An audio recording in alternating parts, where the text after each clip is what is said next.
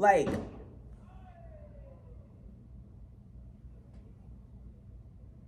these goddamn motherfucking crackers, if they pop that shit off one more time, I'm going downstairs and I'm about to have a word with them.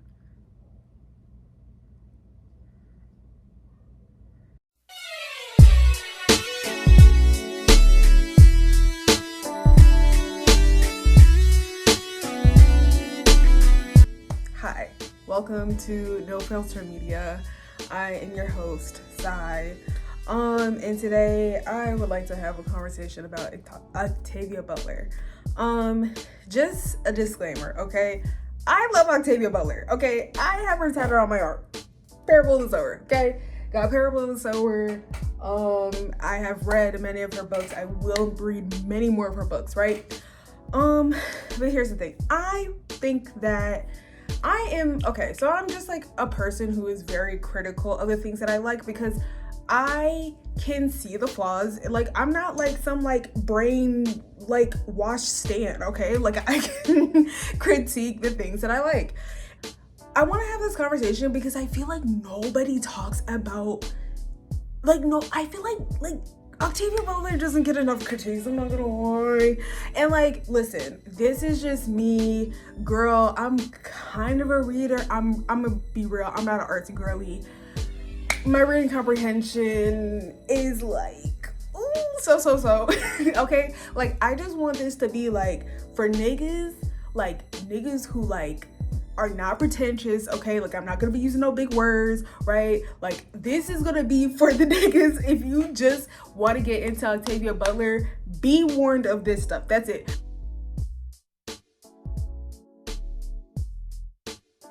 Okay, so first,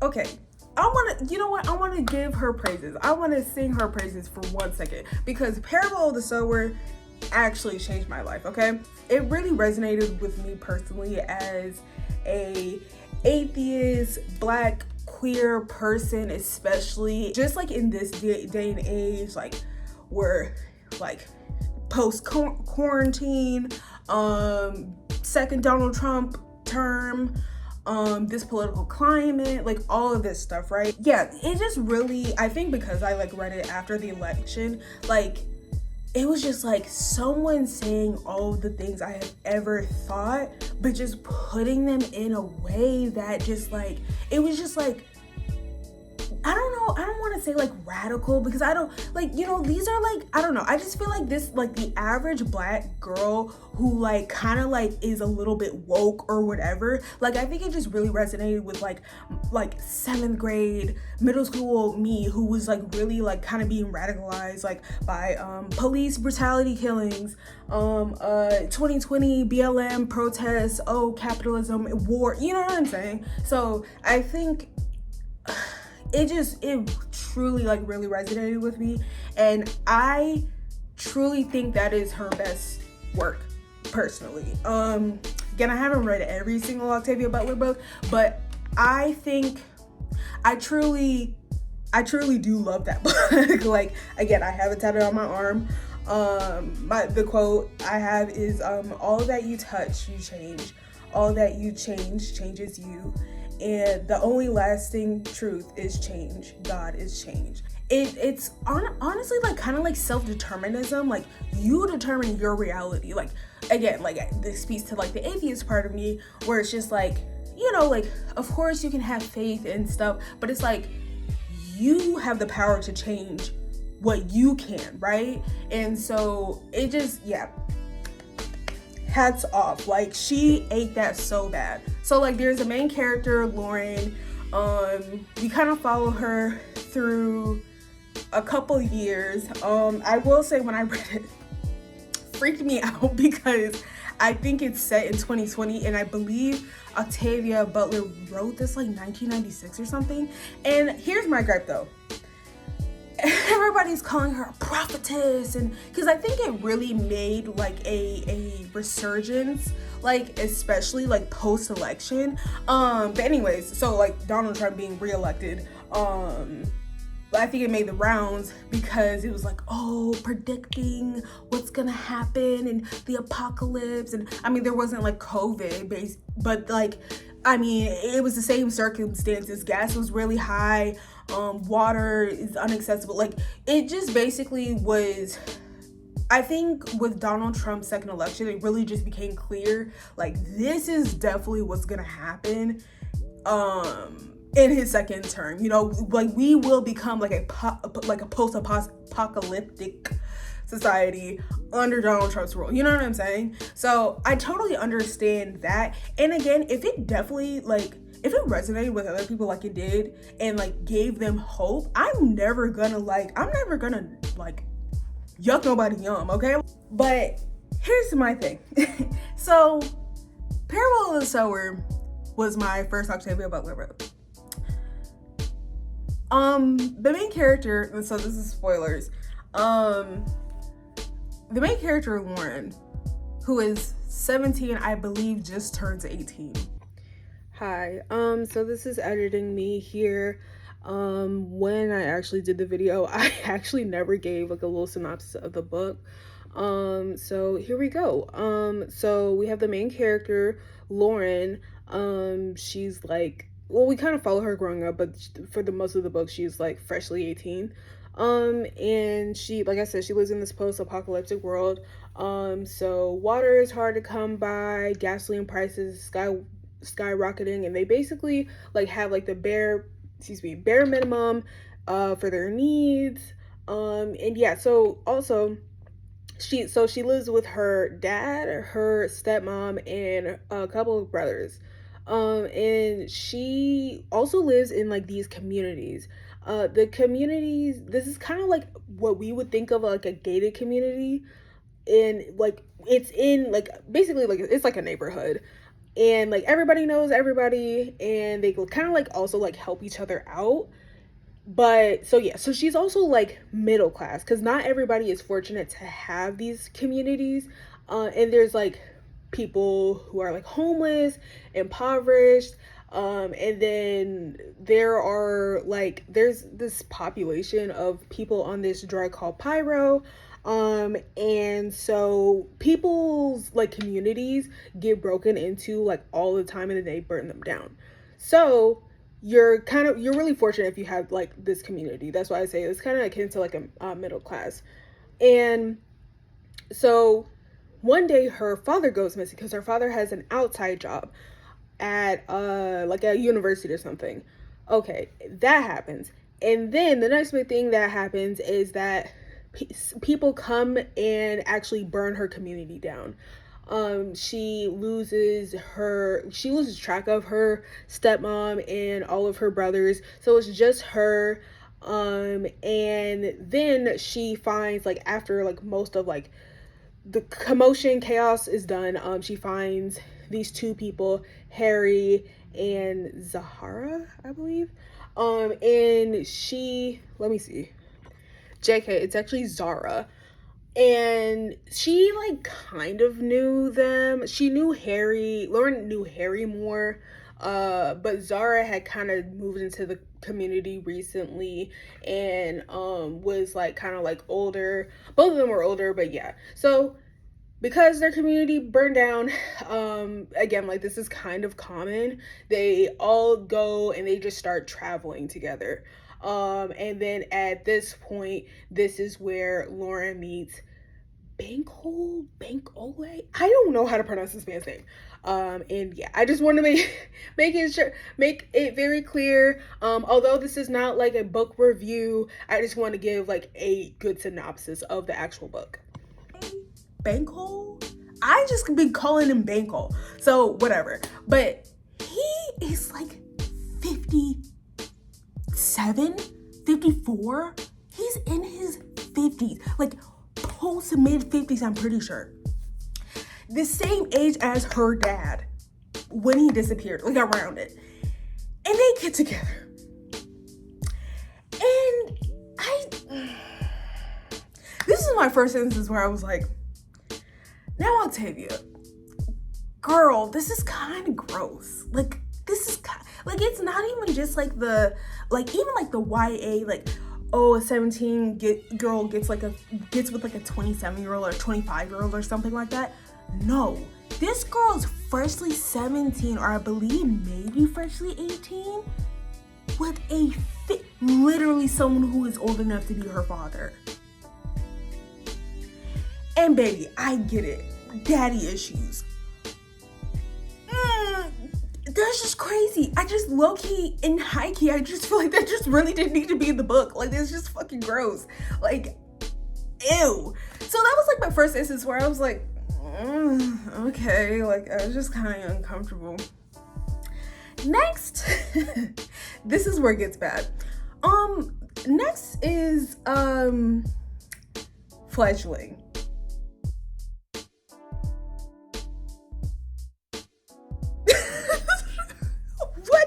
Can I say about fledgling?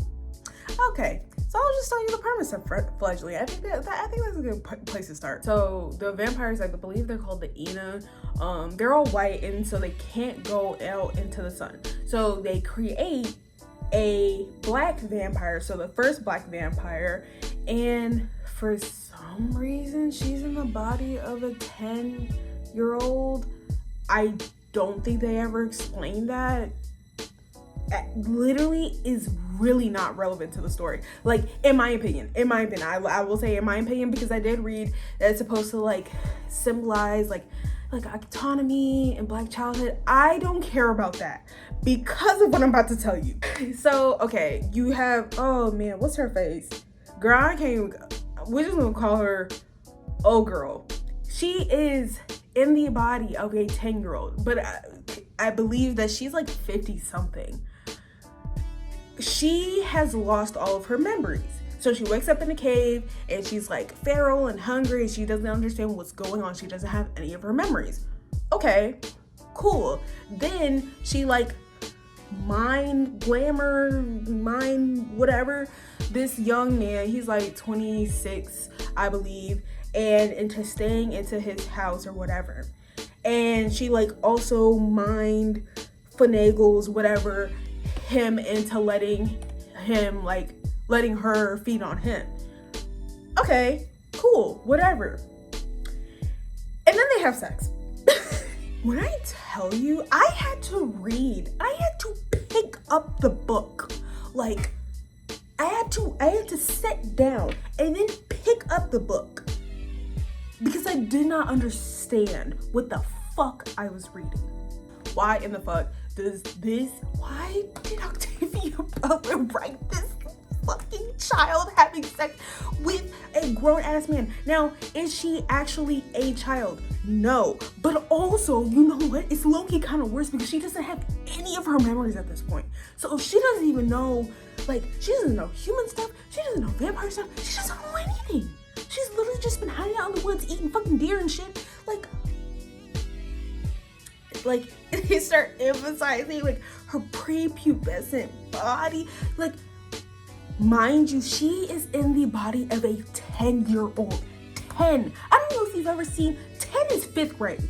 So I started, when I was ranting to my friend about this, I just started calling it 5th grader sex scenes because that's what it was.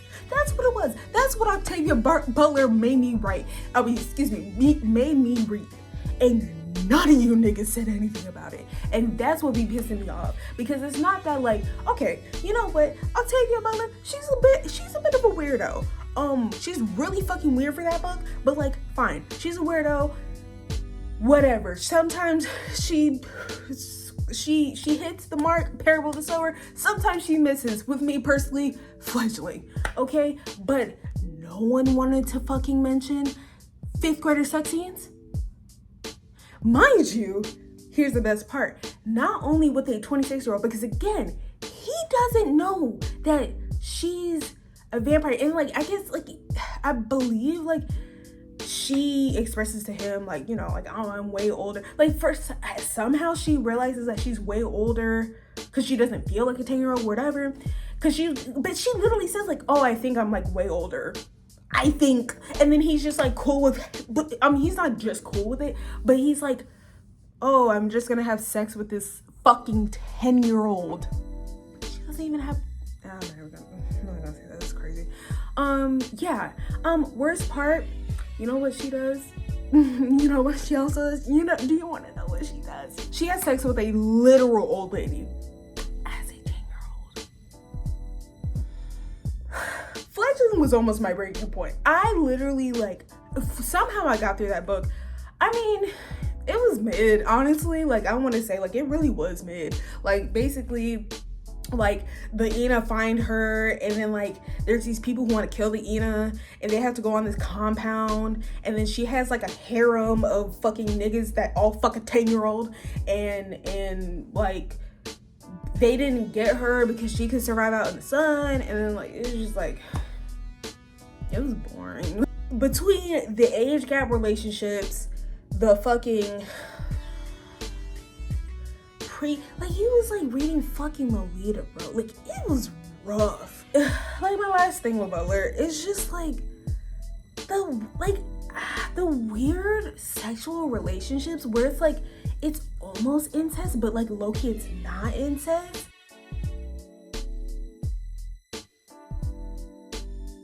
Okay, so I read the Patternist series, the Patternist book, Mind in My Mind. Actually, I started with the second book. I didn't even realize it. Mind in My Mind, right? And great book, actually. I really actually enjoyed that book. Premise of the book is Doro, he is this like immortal nigga, and he's basically trying to like make his own like immortal race of little immortal niggas, okay? And he like mates or like breeds with like humans, and then creates like these like low-key kind of just like mutants. Like, he kind of is like if Charles Xavier was a little evil, and started like makes mutants, right?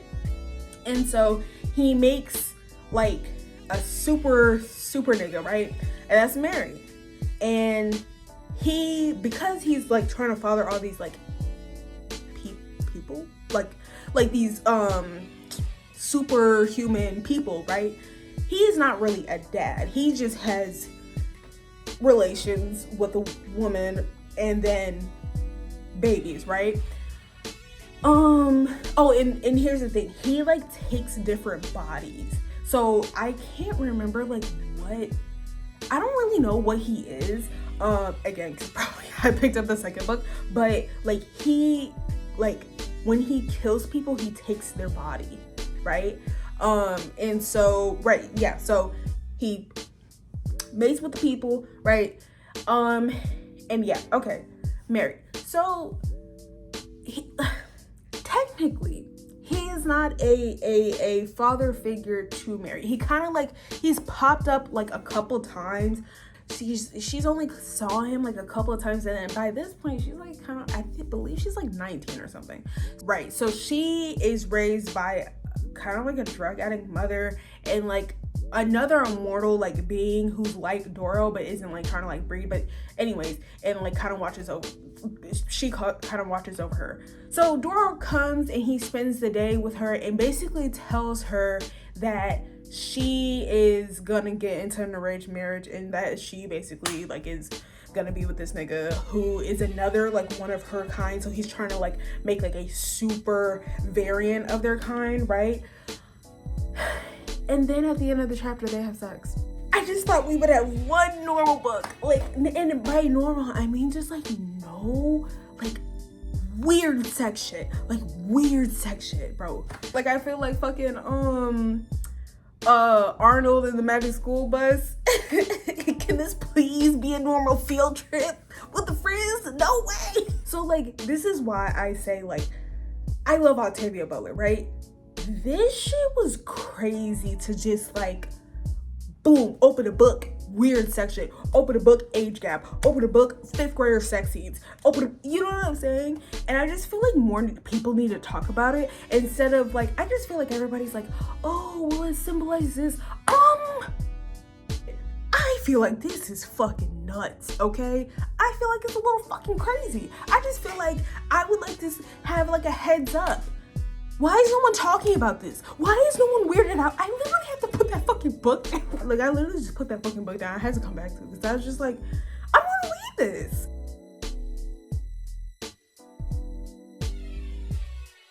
Those are my thoughts on Octavia Butler books.